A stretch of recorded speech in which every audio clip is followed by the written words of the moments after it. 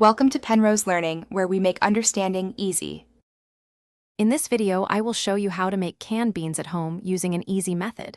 Making your own beans is simple, cost-effective, and allows you to control the ingredients.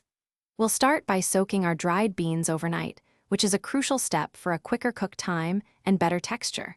This process also helps to make them more digestible. You'll be amazed at how much better homemade beans taste compared to store-bought varieties.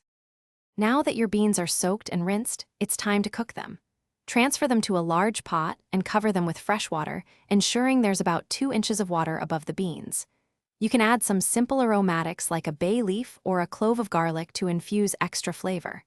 Bring the water to a boil, then reduce the heat and let them simmer gently until they reach your desired tenderness. This usually takes about 1 to 2 hours, depending on the bean type. Once your beans are tender, it's time to season them. Add salt and any other spices you like, such as cumin or chili powder, during the last 15 minutes of cooking.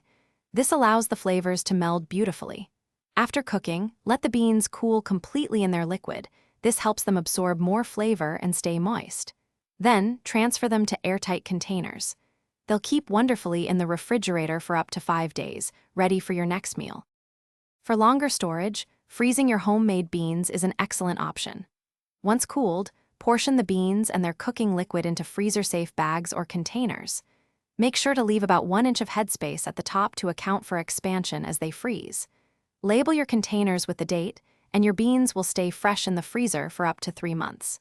This way, you'll always have delicious, ready-to-use beans on hand, saving you time and effort. Thanks for watching. If this was helpful, leave a like and consider subscribing. See you next time.